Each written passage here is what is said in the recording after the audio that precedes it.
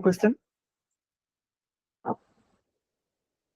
A 58 years old man comes to the office due to yellowish discoloration of skin, anorexia, unintentional weight loss of 6 kgs over a period of past 3 months. Okay. So there's a significant. He also reports dark urine, pale stools. The patient has had no fever, abdominal pain, constipation, or diarrhea. He has a history of hypertension or hyperlipidemia. The patient does not use tobacco, alcohol, or illicit drugs. Vital signs are within normal limits. BMI 32. Scleral icterus is present. An enlarged non-tendon gallbladder is palpated below the right costal margin. There is no ascites. Abdominal imaging in this patient is most likely to reveal which of the following findings.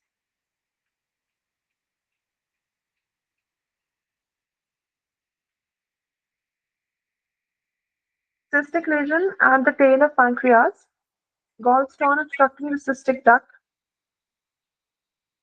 intra and extrahepatic biliary duct dilation, multiloculated hypoechoic hepatic lesions, peripancreatic fluid collection, thrombus within the portal vein. कह रहा है कि एक 58 साल का बंदा आ रहा है मेरे पास, yellow discoloration of skin, anorexia और unintentional weight loss of 6 kg over the past 3 months मिल रहा है. ठीक है. Enlarged non-tender gallbladder है, is palpated below the right costal margin. Okay. There is no ascites. Abdominal imaging in this patient is most likely to reveal which of the following findings. Okay. ठीक है. He also reports dark urine and pale stools. No fever, abdominal pain, constipation or diarrhea, कुछ भी नहीं है. History of hypertension and hyperlipidemia. Does not use tobacco, alcohol or illicit drugs. Vital signs are within normal limits. BMI is 32 kg per meter square. Scleral icterus is present. Okay. Abdominal imaging is in this patient is most likely to reveal which of the following findings.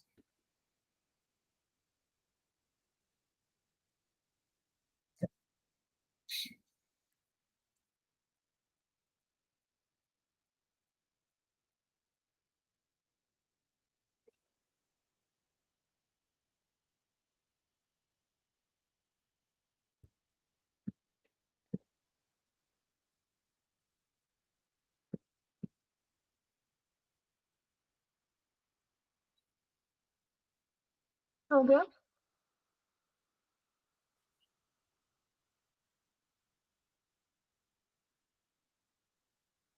जी, क्या attempt करेंगी doctor साहब आप? क्या attempt करना चाहेंगी आप इसमें? सी attempt करना चाहती हैं आप, जिसमें है कि भाई intra and extra hepatic biliary duct dilation, ऐसे ही ना? या रीजन? मुझे कैंसर लग गया ना, और ये वो है क्या कौन सा साइन होता है ये जिसमें नॉन टेंडर साइन. हाँ प्रोवाइडर साइन या वो लग रहा है, तो इस वजह से ऑब्स्ट्रक्शन हुई है और पीछे डक्ट्स डायलेटेड है और द रीजन उसको जॉन्डिस भी है इंट्रा और ये नॉन टेंडर भी है ना. देखो शुरू से मैंने शुरू किया, पहले मैंने वंस अगेन रूल आउट ही किया. गॉलस्टोन होता तो इसको दर्द होती, टेंडरनेस नहीं होती. गॉलस्टोन होता तो दर्द होती, सही कह रही हो तुम, सही सही, लेकिन इसको नहीं हो रही थी. सही. Intra and extra hepatic biliary duct. और ये कॉर्वाइजर की डेफिनेशन है वेट लॉस सिग्निफिकेंट है, जिसका मतलब है कि है कैंसर. सही सही सही सही सही. वाहिद ये वो होता है जिसमें, हाँ, इसका नॉर्मली जब भी गाल ब्लेडर स्वॉलन होता है तो वो जो होता है उसमें वो पेनफुल होता है. सही है, क्योंकि वो गाल स्टोन की वजह से होता है. सिस्टाइटिस हो या स्टोन हो, वो दोनों पेनफुल ही होते हैं. हाँ, लेकिन वाहिद जो कैंसर है उसमें ये होता है कि आपका गाल ब्लेडर जो है वो बड़ा हुआ तो होता है, लेकिन वो मतलब एनलार्ज तो होता है, लेकिन वो नॉन टेंडर होता है, और इसको बोलते हैं कर्वोजियर साइन, कि गाल ब्लेडर एनलार्ज तो हो लेकिन वो पेनफुल ना हो. कर्वोजियर का मकसद यही था. तो वो टेंडर होता है तो होता अगर, तो फिर तो उसको दर्द होती है, पेशेंट अर्ली प्रेजेंट होता है, कैंसर बनने की नौबत ही ना आती. हाँ, तुम्हारी आवाज क्लियर नहीं है, कर सकती हो कुछ इसको चेंज, कुछ वॉइस को अपना उसको क्या नाम है, I will फोन do को, something. लैपटॉप को। देखो अब सही है। बात करोगी तो पता चलेगा, खैर देखते हैं। ठीक है ठीक है ठीक है। तो intra and extra hepatic biliary duct dilation तुमने अटेम्प्ट किया इसमें, सही सही। वो इसलिए मिलेंगे क्योंकि जो गाल ब्लेडर है वो उनको कंप्रेस कर रहा है, ऐसे ना। ये गाल ब्लेडर है वो इसको कंप्रेस कर रहा है ऊपर की तरफ और सामने की तरफ, तो ऊपर की तरफ कंप्रेस करेगा तो वो कोई भी कैंसर है, अब ये नहीं पता कि कोलेंजियोकार्सिनोमा है, पैंक्रियाटिक है, जो भी है वो उसको ऑब्स्ट्रक्ट कर रहा है, क्योंकि ये साइन प्रोवाइजर है which पेनिक्लेटिक which you know indicates a cancer। यहाँ पे हाँ इसने पैंक्रियाटिक बोल दिया, लेकिन तो कैंसर है जो पीछे ऑब्स्ट्रक्शन करके और फिर पीछे डायलेशन हुई है। है तो सही रही हो। Common hepatic duct, liver, right hepatic duct. मुझे लगता है इसके लेक्चर सुनने पड़ेंगे मुझे यार, भूल गया मुझे ये सारा। Pancreatic and biliary duct system, common hepatic duct, liver, right hepatic duct, left hepatic duct, gall bladder, spiral fold, smooth part, cystic duct. ठीक है। Minor duodenal papilla, major duodenal papilla, hepato pancreatic ampulla, in small intestine, main pancreatic duct of Wilson. Okay ठीक है। उसके बाद है आपका accessory pancreatic duct of Santorini. उसके बाद है कॉमन बाइल डक्ट ऊपर की जानिब, pancreas, coeliac trunk, hepatic portal vein, और left hepatic duct, left hepatic duct, left hepatic duct, left hepatic duct. ठीक है। Tumors in the head of pancreas can present with weight loss, jaundice, non-tender distended gallbladder, Courvoisier sign. Courvoisier sign, Courvoisier sign. ठीक है। On examination, imaging can demonstrate dilation of both intra and extra hepatic bile ducts as well as the pancreatic duct. Double duct sign बोलते हैं इसको। Double duct sign. तुमने surgery का बेले पड़ी थी फाइनल ईयर में, यार वो डोगर पड़ा था।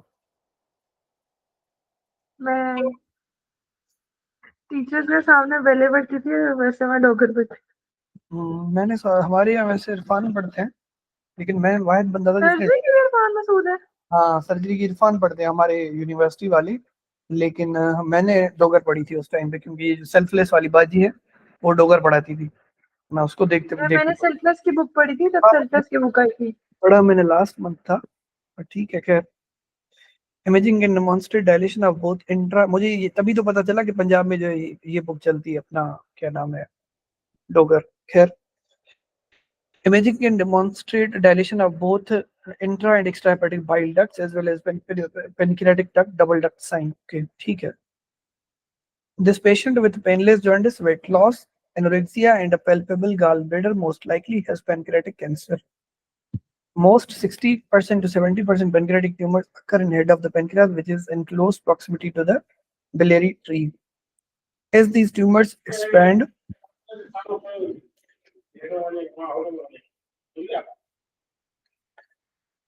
they compress the common bile duct, resulting in backup of bile and with subsequent intra and extrahepatic biliary duct dilation. When the tumor also compresses the pancreatic duct, a double duct sign dilation of both common bile duct and the pancreatic duct can be seen seen radiographically. Okay, which is further suggestive of advanced neoplasia. अब ये double duct sign हमें मिलेगी यहाँ पे, इसमें gastric dilation due to obstruction हो रही है, और ये डियोडिनम है, ill defined pancreatic mass invading duodenum।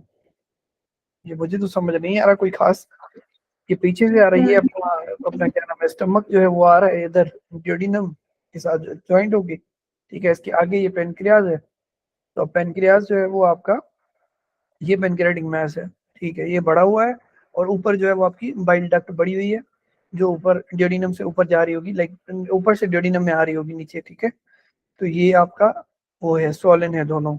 यहाँ एक डक्ट यहाँ पर स्वॉलन है, दूसरी ये कॉमन बाइल डक्ट वाला जो बिलियरी ट्री है वो स्वॉलन है।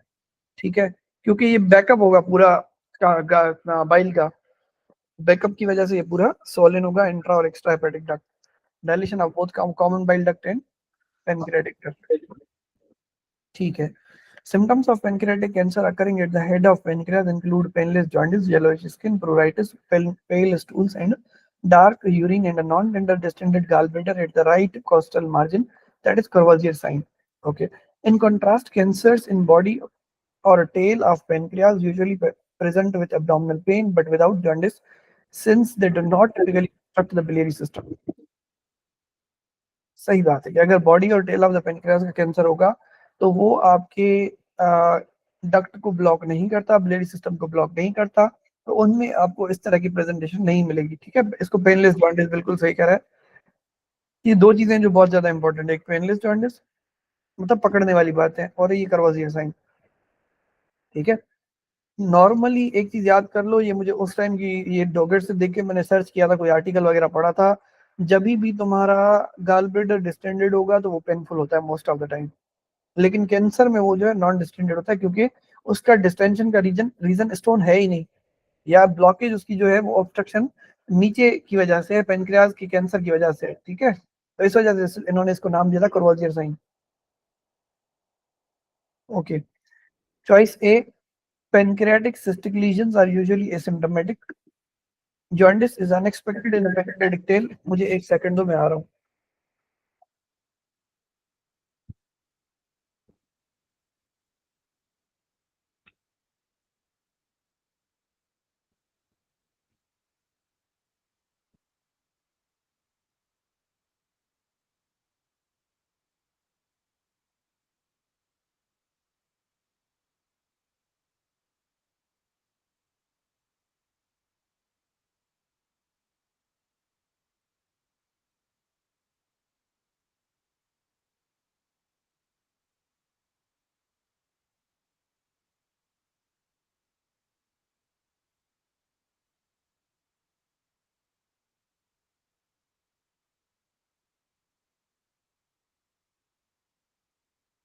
चले आगे, ठीक है। ओके, तो जिंदा हो, जागो। हाँ जी, हाँ जी। हाँ जागो, ठीक है। Okay, gallstone obstruction of the cystic duct can cause biliary colic, intermittent right upper quadrant pain। ये कल भी मैंने बोला था, कोलिक किसी को बोलते हैं कि रख रख के होता है वो, ठीक है, एपिसोडिक इंटरमिटेंट होता है। ओके, और cholecystitis right upper quadrant pain, leukocytosis and fever. अब ये चीज भी इंपॉर्टेंट थी कि गालस्टोन की ऑब्स्ट्रक्शन जो है वो कोलिसिस्टाइटिस की फॉर्म में आती है, इसको बोलते हैं अपना क्या बोलते हैं, हाँ हाँ, चारकोइड स्ट्राया। ठीक है, अगर ये इसमें दो चीजें और ऐड हो जाएं, जिसमें एक तो अल्टर्ड सेंसोरियम होता है और एक चीज होती है पता नहीं क्या था, उसको बोलते हैं, क्या बोलते हैं उसको, पेंटेड था, रेनॉल्ड्स नहीं, हाँ रेनॉल्ड पेंटॉड बोलते हैं उसको। ठीक है, रेनॉल्ड पेंटॉड जो है वो कोलिस्टेसिस को शो करता है। इसमें क्या क्या था, 5 या 3 हाइपोटेंशन थे मेरे ख्याल से। हाइपोटेंशन होगी यहाँ पे, अल्टर्ड मेंटल स्टेटस और हाइपोटेंशन। ठीक है, अल्टर्ड मेंटल स्टेटस और hypotension, fever, upper right quadrant pen और jaundice.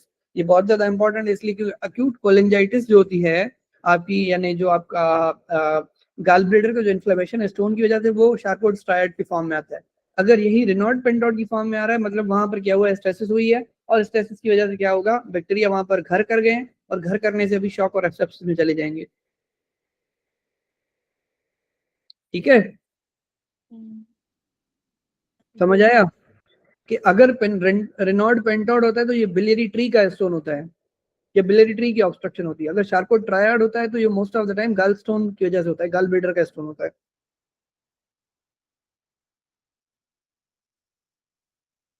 However, common CBD is, however, because the CBD is not obstructed, jaundice does not occur.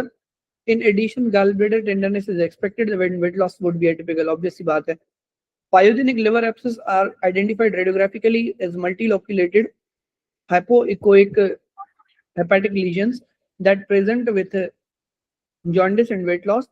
However, fevers and leukocytosis are expected, and an enlarged gallbladder would be atypical. Encapsulated peripancreatic fluid collections, pseudocysts occur in patients with a history of pancreatitis and are usually asymptomatic but can cause epigastric pain and early satiety. ठीक है, encapsulated जो पेरीपेनक्रेटिक fluid collection होगी, जो history of pancreatitis के साथ आती है, वहां पर आपको एपिगेस्ट्रिक पेन और अर्ली सेटाइटी मिलते हैं, ठीक है। Pseudocysts are almost never located close enough to the biliary tree to cause obstruction. Therefore, jaundice and gallbladder enlargement are unexpected. ठीक है, उसके बाद है भाई portal vein thrombosis is most often associated with cirrhosis. Acute post acute portal vein thrombosis usually presents with abdominal pain, whereas chronic PVT most often presents with variceal bleeding. कि वो लंबे time से सिरोसिस चल रही होगी, तो कल भी हमने देखा था कि वेरिसियल जो ब्लीडिंग होगी वो विद सिरोसिस आती है, ठीक है। कल तुमने ही बोला था कि सिरोसिस वाली प्रेजेंटेशन है ही नहीं, तो हम वेरिसियल ब्लीडिंग नहीं करेंगे।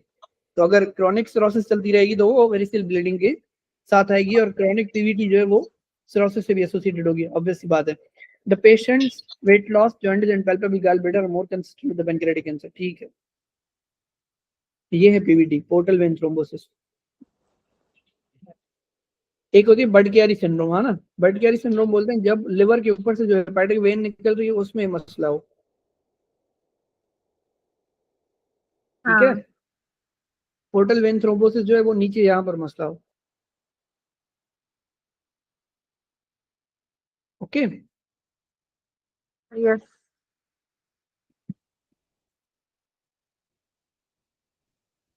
Next. A 65-year-old woman comes to the office with a 2 month history of fatigue and dyspnea on exertion. She takes no medications. Her temperature is 36.7 degrees centigrade. Blood pressure is 162 by 83 millimeters of mercury. Pulse is 100 per minute, and respirations are 21 per minute. Auscultation shows a 2/6 mid-systolic murmur in the second right intercostal space with normal S2 splitting.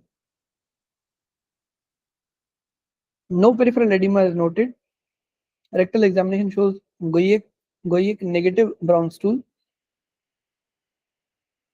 ECG shows sinus tachycardia and non-specific ST changes. Okay.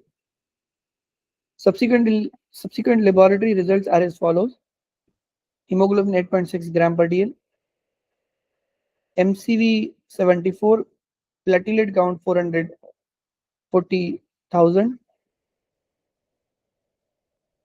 leukocytes 4,900, ferritin serum iron studies की बात कर रहे हैं 9 nanogram 8 nanogram पर ML, iron serum में 26 microgram पर decilitre, iron binding capacity 474 जो कि नॉर्मल होती है आपकी 251 से लेकर 406 तक, okay. Which of the following is the most appropriate next step in the management of this patient? ठीक है, तुम भी सोचो, मुझे भी सोचने दो।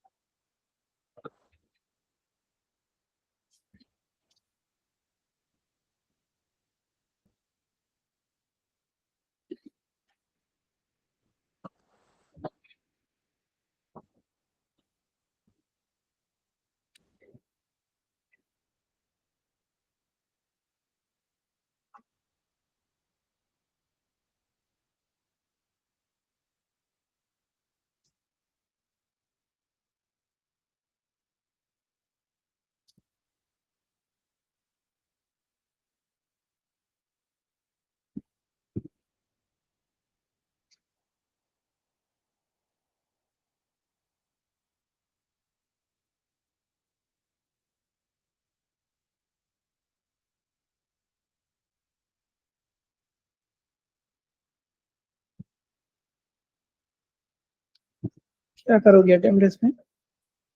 मैं भी सोच रही हूँ।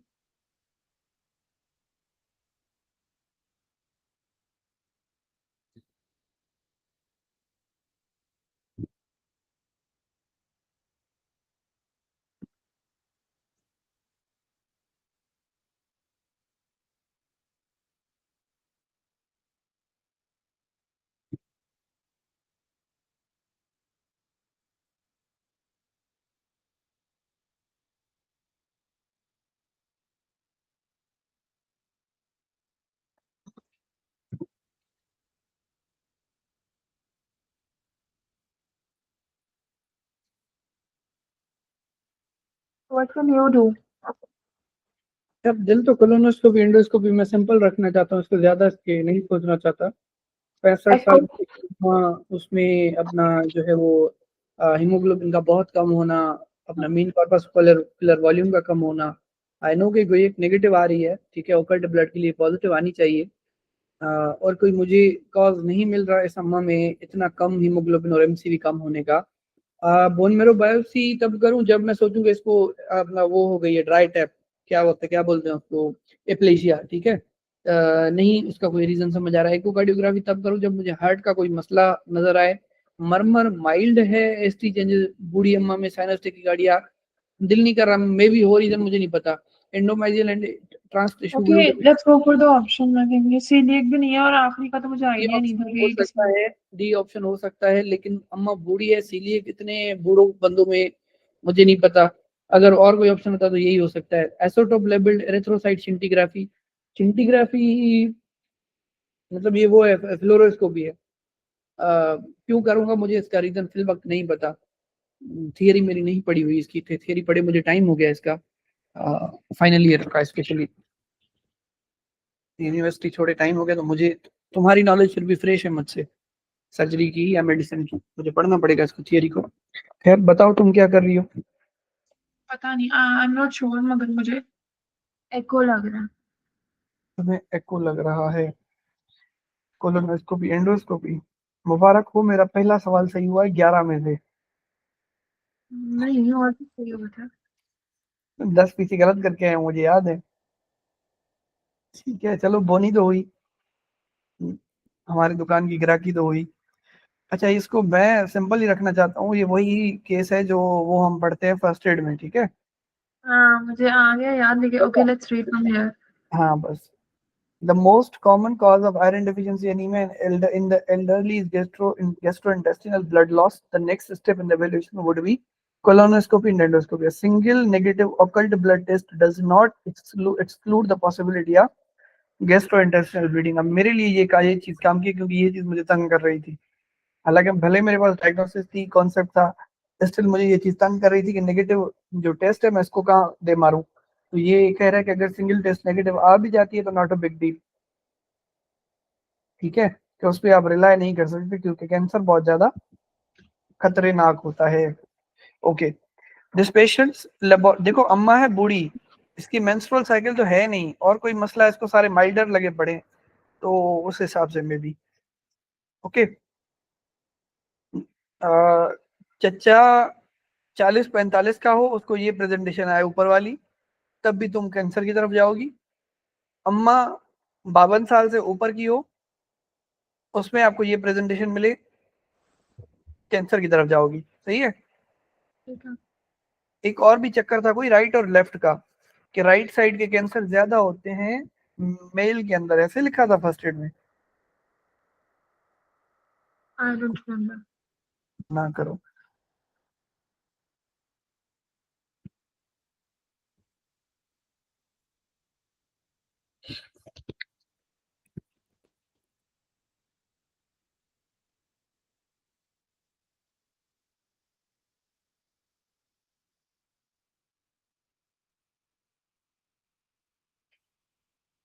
यहाँ लिखा है कि most are asymptomatic, right side caecal ascending associated with occult bleeding, left side associated with हेमेटोकीजिया।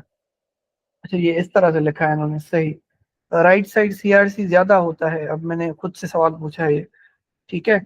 और average risk screen at the age 45 with colonoscopy polyp in the, हाँ ये लिखा हुआ है जो बात मैं कर रहा था। Iron deficiency anemia in males especially greater than 50 years old and post menopausal female raises suspicion। सही है, ये वाली लाइन पे सवाल आपका आया हुआ है। ओके, इसके ये जो चीजें लिखी हुई है ये काम की है, ये देख लो, ये मेडिसिन से रिलेटेड है। Patient with first degree relative who has colon cancer, screen at the age of 40 with colonoscopy, या फिर 10 साल prior to the relative presentation. मतलब, इसका मतलब कि अगर रिलेटिव 30 ईयर्स पे प्रेजेंट किया था तो तुम उसकी 20 साल पे ही कोलोनोस्कोपी करोगी उसको। अगर उसकी मिसाल के तौर पे एक लड़की आती, ठीक है, वो कहती कि मेरी अम्मा को ये मसला था, अम्मा को कैंसर था, उनको 30 ईयर्स पे डायग्नोस हुआ था, उस बंदी की 20 साल पर तुम उसको डायग्नोस करोगी, कोलोनोस्कोपी करोगी। अदरवाइज एक नॉर्मल बंदी आती है, उसको 40 साल में। नहीं, नॉर्मल बंदी नहीं, मतलब उसको अपना, अदरवाइज अगर किसी कोई, जैसे ये 65 ईयर्स वाली औरत थी, ठीक है, अब मुझे जल्दी बताओ, ये जो 65 ईयर्स वाली अम्मा है, इनकी बेटी आती है तुम्हारे पास, इनको इनको साथ लेके, ठीक है, अब इनकी बेटी की जो है वो डायग्नोसिस है, वो किस एज पे करोगी? 55. हाँ, 55. इनकी 40 पे करोगी, Oh. ठीक है, क्योंकि उनकी शादी 25 में हुई थी, तो उनकी जो लड़की है उसकी एज 40 है, सही है, ऐसे याद कर लो। हाँ. 55 पे कैसे करोगी? मजाक कर रहा हूँ, ठीक है, मैं, खैर मैं मजाक कर रहा हूँ, ठीक है, इसको याद करो, क्योंकि नॉर्मली तुम 40 पे करोगी, समझो इस बात को, कि अच्छा. अगर तुम्हारे पास फर्स्ट डिग्री रिलेटिव आता है, एक बंदी आती है, उसके फर्स्ट डिग्री रिलेटिव को कैंसर था, ठीक है, अब तुम उसके जो, क्योंकि ये फेमिलियल चलता है, ये तो तुम्हें भी पता है, ये फेमिलियल चलता है, नीचे इसकी पूरी जेनेटिक्स लिखी हुई है, तो नॉर्मल ये है कि तुम, थंब रूल यही है कि तुम 40 पे चेक करोगी, 40 की एज पे, या जनरली वो आ जाती है और उसको पॉलिप वाले सिम्टम्स आते हैं, तो तुम ये देखोगी कि उसके वालिदैन को या उसके फर्स्ट डिग्री रिलेटिव को, सिस्टर को, ब्रदर को कब डायग्नोस हुआ था, तो उससे 10 साल पहले। दो इसके क्राइटेरिया हैं जो तुमने याद रखने, और ये पूछे जाते हैं हमसे, फाइनल ईयर में पूछे जाते थे, अब मुझे नहीं पता कि ये हमसे यहाँ पूछेगा या नहीं पूछेगा। ओके। हम्म. अगर पेशेंट आईबीडी के साथ आता है तो स्क्रीन 8 ईयर्स आफ्टर ऑनसेट के, अगर बंदे को 25 साल की उम्र में आईबीडी शुरू हुआ है, तो 8 साल के बाद तुमने उसको चेक करना है कोलोन कैंसर के लिए। सही है, समझ आया? हम्म. हम्म। हाँ, ये नींद ना करो ना, चलो explanation खोलो, वो पढ़ते हैं. पढ़ो, This patient's रीड करो। laboratory values are consistent with microcytic anemia from iron deficiency, low serum iron ferritin with an elevated total iron binding capacity. The evaluation of iron deficiency anemia varies according to age group and patient-specific factors such as family history of colon cancer or presence of associated symptoms. Example, diarrhea and celiac disease. क्या है? Age group, patient-specific factors, family history. हाँ, अगर बंदे को Associ- coeliac disease है, ठीक है, सुनो, अगर बंदे को सीलिएक डिजीज है, उसमें उसको बार बार डायरिया हो रही है, तो तुम उसे कोलोन कैंसर के लिए सस्पेक्ट करोगी। नहीं, मैं पागल हूँ। नहीं, The value of iron deficiency anemia नहीं, varies according to the age group and patient-specific factors such as family history of colon cancer or celiac presence disease of। में iron deficiency anemia होता है, वो ये कह रहा है. सही The है। iron gets absorbed in यहाँ पर upper 65 portion. साल की डिजीज क्यों करेंगे, ठीक है।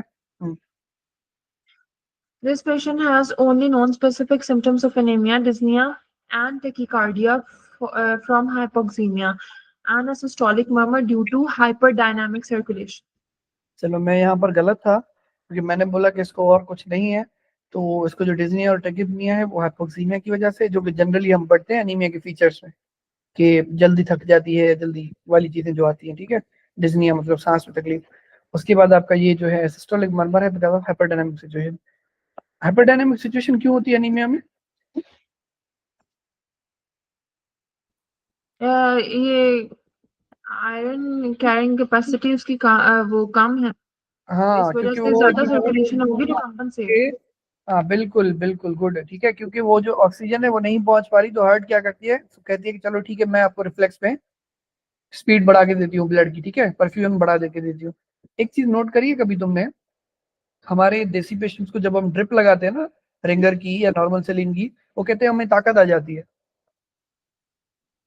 नोट किए कभी किसी अपने किसी रिलेटिव को जो मतलब इतना पढ़ा लिखा ना हो, नॉर्मल जो देसी पेशेंट आते हैं उनको लगता है कि ताकत आ गई है, रीजन क्या है, परफ्यूजन बढ़ जाती है, ब्रेन की या नॉर्मल ऑर्गन्स की परफ्यूजन बढ़ जाती है, तो उसको एक्टिव एक्टिव फील होता है, वो कहता है कि जैसे मुझे ताकत आ गई है, मुझे ड्रिप लगाओ। चलो आगे बढ़ो। बताने का मकसद ये था कि अगर तुम्हारे पास ऑलरेडी परफ्यूजन ज्यादा है, तो तुम्हें ताकत फील होती है, तो उस ताकत को अगर यहाँ पर देख रही हो तुम, डिज्निया है और टैकीकार्डिया फिर हाइपोक्सीमिया, पेशेंट अनीमिया वाला थका थका फील करता है। रीजन क्या है? क्योंकि उसके पास ऑक्सीजन सप्लाई पूरा नहीं होता, परफ्यूजन पूरी नहीं होती, हार्ट ऑलरेडी इन हाइपरडायनामिक सर्कुलेशन, यानी हार्ट स्ट्रेस पे चल रही होती है। चलो आगे चलो। New idea in elderly patients should be considered to be from gastrointestinal blood loss, polyps, cancer, angiodysplasia until proven otherwise. In the clinical setting, fecal occult blood tests are frequently performed in patients before diagnosis of iron deficiency anemia is established with laboratory testing. When positive, fecal occult blood tests may guide the decision to perform colonoscopy or endoscopy in elderly patients regardless of the iron levels. However, a single negative test is not sufficient to exclude occult GI bleeding. Elderly patients with IDA should be evaluated with colonoscopy endoscopy despite a negative test, especially if no other obvious source of chronic blood loss is identified. Option A, bone marrow biopsy is usually not required in the workup. Appropriate workup includes a search for the cause of iron deficiency, chronic blood loss, malabsorption, poor dietary intake. Patients with IDA can develop a reactive thrombocytosis. Aortic stenosis may also present with systolic murmur. When severe, it is associated with GI angiodysplasia, causing occult GI bleeding. However, normal electrosplitting essentially exclude severe aortic stenosis. ये नहीं समझा मैं, क्या कह रहा है इसमें? Option C में समझाओ। aortic stenosis में नॉर्मल H2 स्प्लिटिंग नहीं होती, कौन सी होती है बताओ? नैरो होती है, पैराडॉक्सिकल होती है, वाइड स्प्लिटिंग होती है, फिक्स स्प्लिटिंग होती है, क्या होती है बताओ? एओर्टिक स्टेनोसिस में ये होता है कि आपका जो लेफ्ट साइड है उसकी जो क्या नाम है, नॉर्मल ये होता है कि पल्मोनिक डिलेड होती है और एओर्टिक जल्दी बंद होता है, ठीक है, लेकिन यहाँ पर एओर्टिक वाला डिलेड होगा। तो पता नहीं, वाइड होगी, मुझे नहीं याद आ रहा। वाइड फिक्स स्प्लिट किसमें होता था? AST में। हाँ फिक्स तो उसमें होता था, सही कह रही हो, ठीक है। तुमने क्या देखना है इसमें एओर्टिक स्टेनोसिस में क्या होता है?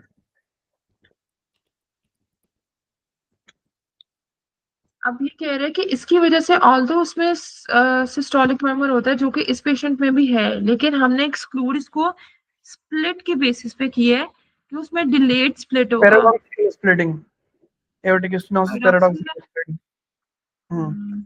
नॉर्मली ये होता पैराडॉक्सिकल और है, डिलेड भी है। हाँ हाँ। देखो देखो, नॉर्मल डिले ये होता था कि पल्मोनिक लास्ट में बंद होता है, ठीक है, क्योंकि पल्मोनिक में प्रेशर नहीं होता है इतना, एओर्टिक का प्रेशर ज्यादा होता है, वो जल्दी बंद हो जाता है, ठीक है।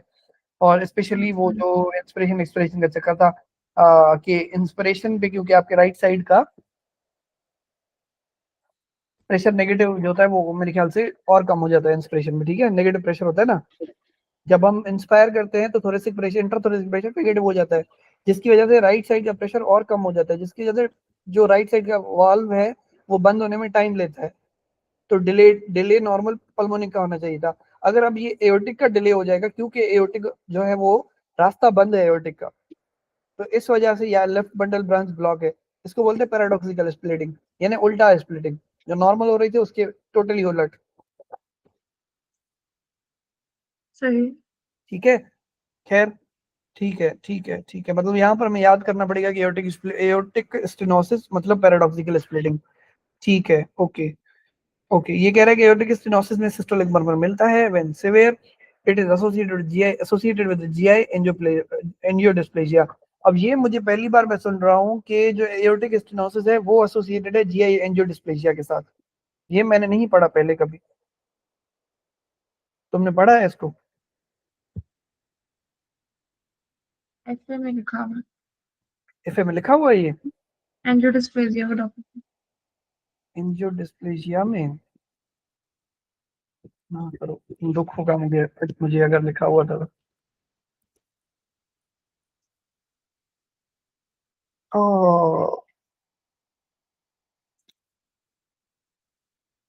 गलत बात है। मजे की बात बताऊं, ये जो ऐसे लिखे होते हैं ना फर्स्ट एड में 3-3 लाइन वाले, ये मुझे आज तक कभी याद नहीं हुए. Tortuous dilation of vessels leading to hematochezia, most often found in the right-sided colon, more common in older patients, confirmed by angiography, associated with end-stage renal disease, von Willebrand disease and aortic stenosis. ठीक है, लेकिन with wide splitting, not the normal split. Wide splitting, wide splitting, Paradoxal. paradoxical. ठीक है, okay, पढ़ो आगे चलो. Endomysitis tissue transglutaminase Ig antibodies are found in celiac patients usually present at younger age, typically less than 40, and have associated symptoms such as chronic intermittent diarrhea, pulse-phoenic stools, and flatulence. Radioisotope scans are usually useful in determining the source of active bleeding, but are not diagnostic in the absence of an active bleed. They are typically used in acute, not chronic, GI blood loss when the source of bleeding remains unidentified on colonoscopy and endoscopy. आगे चलो. अब मुझे ये बताओ कि radio isotope skins का क्या पता है तुम्हें ऑलरेडी, ब्लीडिंग से रिलेटेड? Bleeding से related नहीं मुझे कुछ पता. पहली बार पढ़ रहे हैं ना इसको भी. ये रेडियो आइसोटोप scintigraphy जो होती है वो एक्टिव ब्लीडिंग का सोर्स पता करने के लिए यूज होती है. सही.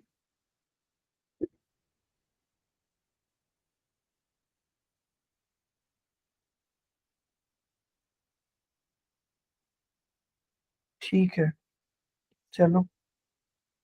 हाँ, रीड करो. An 82-year-old man is brought to the hospital with 3 days of fever, productive cough, shortness of breath. He was admitted to the hospital 2 months ago with right lower lobe pneumonia. His wife reports that he coughs, chokes, and has nasal regurg when swallowing liquids or solids. The patient admits the food gets stuck in his throat when swallowing. He has a history of hypertension, type 2 diabetes, ischemic stroke, CKD, coronary artery disease, and advanced dementia. His temperature is 101.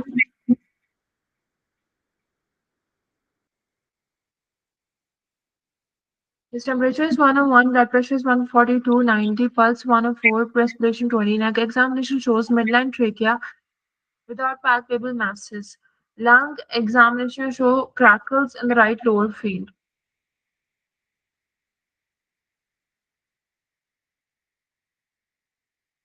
Abdomen is soft and on, then a chest imaging reveals a right lower lobe pneumonia without additional mass lesions. Which of the following is most appropriate next step in management of this patient's situation? ठीक है,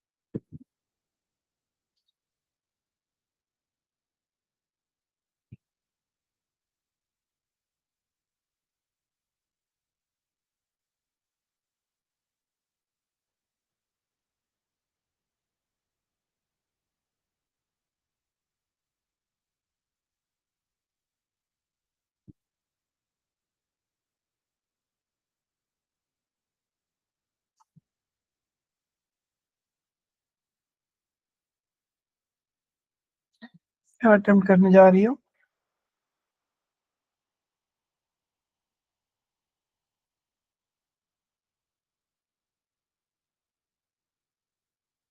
हम्म,